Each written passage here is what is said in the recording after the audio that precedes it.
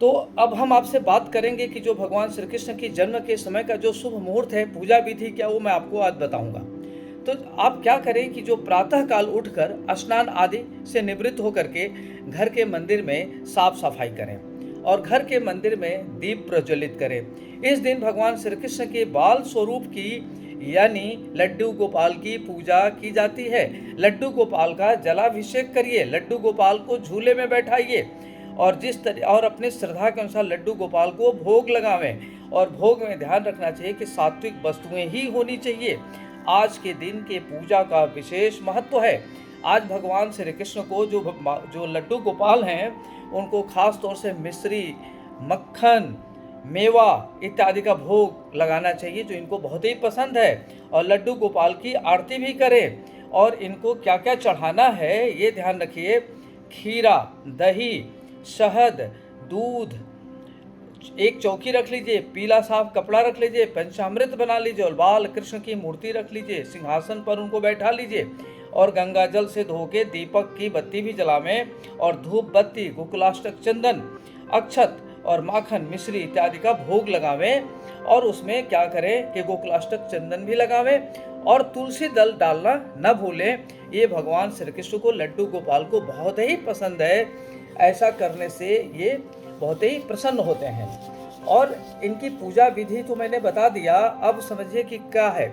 अष्टमी तिथि जो है 29 अगस्त 2021 को शुरू हो रहा है और 11:28 रात्रि को प्रारंभ हो रहा है और इसकी समापन 30 की रात में 1:59 पर दूसरे दिन है।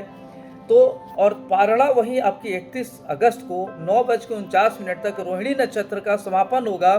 तो रोहिणी नक्षत्र के समापन के बाद आपको पारणा करना चाहिए। और अष्टमी की तिथि जो रात्रि है वो 29/8/21 को प्रारंभ होगा और 30 की रात्रि में समापन होगा। जो टाइमिंग होगा 1:59 पर। व्रत के लिए हमेशा उदया तिथि को बेहतर मानते हैं। और पूजा मुहूर्त है 30 अगस्त की रात्रि में 11:59 से लेकर रात्रि 12:44 तक। कुल मिलाकर के मध्य रात्रि में कुल 45 मिनट ही है और उसके बाद दही हांडी का कार्यक्रम होता है। हरे कृष्णा, मैं हूँ डॉक्टर अरविंद त्रिपाठी। आप देख रहे हैं लक गुरु कार्यक्रम। लक गुरु कार्यक्रम में आज हम आपको बताएंगे कि श्री कृष्ण जन्माष्टमी क्यों मनाई जाती है, आज उसकी तिथि क्या है, समय क्या है और व्रत रहने का कौन सा समय शुभ रहेगा।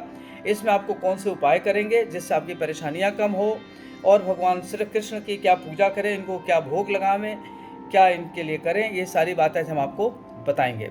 तो आज है भाद्रपद शुक्ल पक्ष की अष्टमी तिथि को रोहिणी नक्षत्र में श्री कृष्ण जन्माष्टमी मनाया जाता है।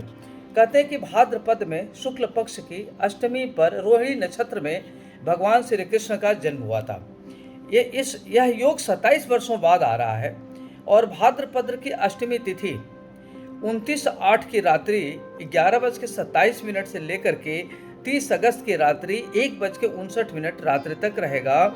तो जो 30 अगस्त की सुबह होगा 6:38 से लेकर के 31 अगस्त की सुबह 9:43 तक रोहिणी नक्षत्र रहेगा। और इसमें कहते हैं कि यह प्रत्येक वर्ष मनाया जाता है। एक तो वैष्णव भी रहते हैं और स्मार्त भी रहते हैं।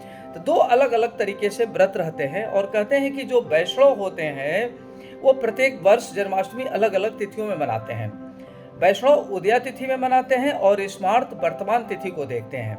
वैष्णव क्या करते हैं कि जो भी इसमें व्रत पूजा करते हैं वह उदया तिथि में करते हैं और स्मार्त जो है वर्तमान तिथि को मानते हैं।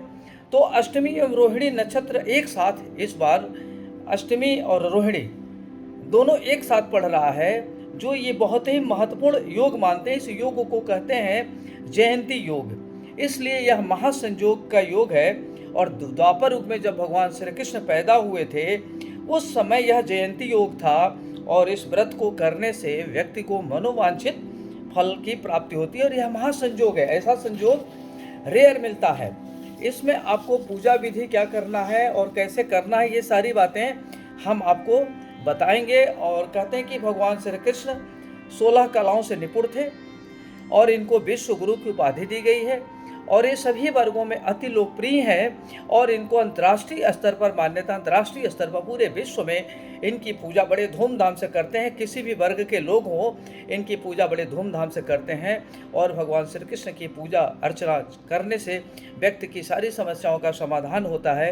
कहते हैं कि स्वयं योगीराज श्री कृष्ण थे, तो योगीराज के श्री कृष्ण के जन्म का बड़ा महत्व है और इस तिथि को आपको फायदा, और तभी मैं आपको बताऊंगा कि शुभ मुहूर्त क्या है, सारी बातें भी हम आपको